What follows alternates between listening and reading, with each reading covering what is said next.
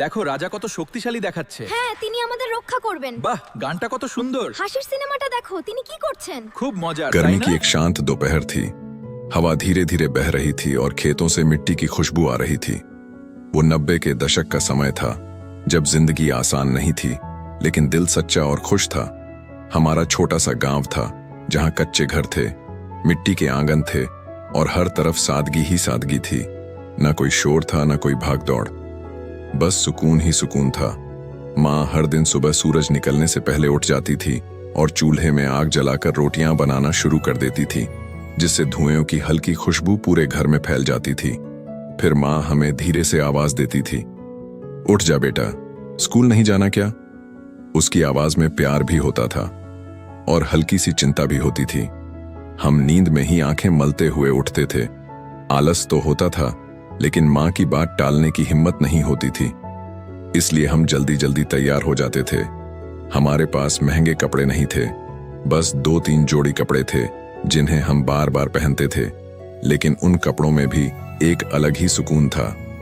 पापा सुबह सुबह खेत के लिए निकल जाते थे और उनके कंधों पर पूरे घर की जिम्मेदारी होती थी। उनके पसीने की हर बूंद हमारे भविष्य के लिए होती थी।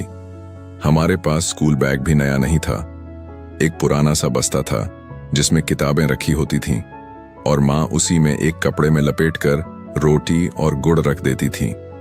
वो साधारण सा टिफिन भी हमारे लिए किसी दावत से कम नहीं था। हम उसे बड़े चाव से खाते थे और दोस्तों के साथ बांटते भी थे। स्कूल जाने के लिए हमें रोज 4-5 किलोमीटर पैदल चलना पड़ता था। कभी चप्पल होती थी तो कभी नंगे पांव ही निकल जाते थे, लेकिन धूल भरी सड़क पर चलते हुए भी चेहरे पर मुस्कान रहती थी। रास्ते में हमारे दोस्त मिल जाते थे, कोई आगे भागता था तो कोई पीछे रह जाता था, लेकिन हम सब साथ ही स्कूल पहुंचते थे। रास्ते में हम हंसी मजाक करते थे, कभी पेड़ों से फल तोड़ लेते थे तो कभी नदी किनारे रुक जाते थे, और वही सफर हमारे दिन का सबसे खूबसूरत हिस्सा होता था। स्कूल पहुंचते ही मास्टर जी की आवाज सुनाई देती थी। वो सख्त थे, लेकिन दिल के बहुत अच्छे थे, और उनकी डांट में भी एक सीख छुपी होती थी। कभी हम शरारत करते थे और पकड़े जाते थे तो सजा मिलती थी। कभी खड़े रहना पड़ता था, लेकिन हम फिर भी मुस्कुरा देते थे।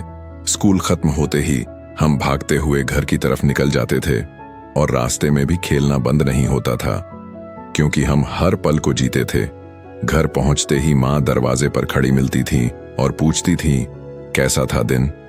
तो हम बस मुस्कुराकर कह देते थे, अच्छा था। शाम होते ही असली मस्ती शुरू होती थी।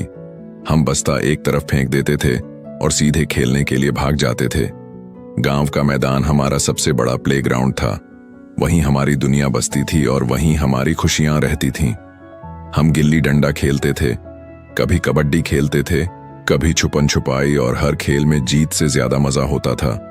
कभी कभी हम गिर जाते थे, घुटने छिल जाते थे और खून भी निकल आता था, लेकिन हम रोते नहीं थे, बस फिर से खेलने लगते थे। हमारे साथ एक कुत्ता भी रहता था, जिसका नाम हमने कल्लू रखा था।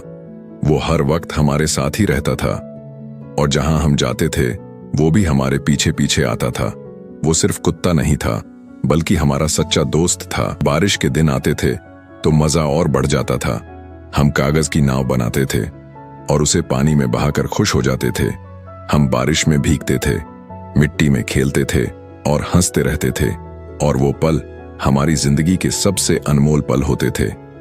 रात होते होते हम थक जाते थे, लेकिन दिन की यादें हमारे चेहरे पर मुस्कान ले आती थीं। घर में बिजली नहीं होती थी, इसलिए हम लालटेन की रोशनी में पढ़ाई करते थे, और वो हल्की रोशनी भी हमें काफी लगती थी। पढ़ाई के बाद हम छत पर चले जाते थे, जहां ठंडी हवा चलती थी और आसमान में अनगिनत तारे दिखाई देते थे। हम उन तारों को देखते रहते थे और अपने सपनों के बारे में सोचते रहते थे। पापा कभी कभी हमें डांटते थे, अगर हम शरारत करते थे तो सख्ती दिखाते थे, लेकिन उनके दिल में हमारे लिए बहुत प्यार होता था। रात को जब हम सो जाते थे तो पापा चुपके से आकर हमारे सिर पर हाथ फेरते थे, और वो प्यार हमें बिना बताए महसूस हो जाता था।